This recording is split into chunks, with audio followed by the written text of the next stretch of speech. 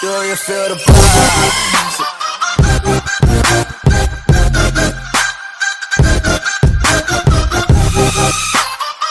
The closure of the Holden plant in Australia last year is a blow for not only the workers but also fans of the bonkers muscle cars that, via Holden special vehicles, emerged from it.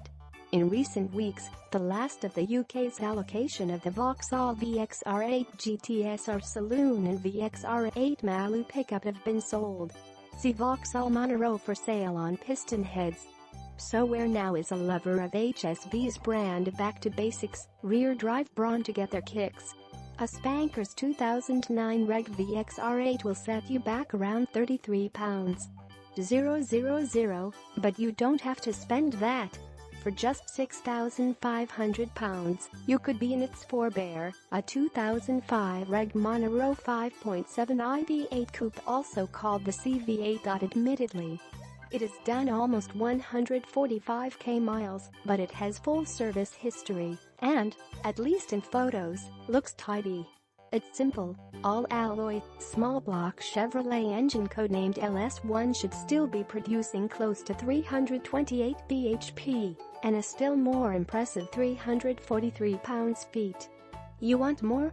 Consider the rarer and more powerful VXR version with 376 bhp and 376 pounds-feet. Assuming you can keep the back wheels under control, it does 0 to 62 miles per hour in 5.4 sec compared with the CV8 6.0 sec. Both models were launched in 2004. With their 6-speed manual transmissions, simple suspension, and, apart from traction control, absence of driver aids, they were an antidote to more sophisticated fares such as the Mercedes CLK55 AMG and BMW M5. 14 years on, this simplicity is serving them well as used motors. Although sourcing body panels and major bits is becoming harder, fortunately, Monkfish Performance and other specialists such as LSX V8 Brakes Monaros for spares too should be able to supply that elusive component. In 2005, a facelifted version of the Monaro arrived with air scoops in the bonnet, a more aggressive nose and twin tailpipes. The CV8's power rose to 344 bhp, and the VXR dumped the 5.7 in favor of a 6.0 V8 codenamed LS2. It was related to the LS1, but produced 397 bhp and 390 pounds-feet, and the 0 to 62 miles per hour sprint fell to 5.1 sec. The following year, 2006, was the Monaro's last, and to mark the occasion, a supercharger was added to the 6.0 VXR to create the limited edition VXR 500. It packed 479 bhp and 500 pounds-feet.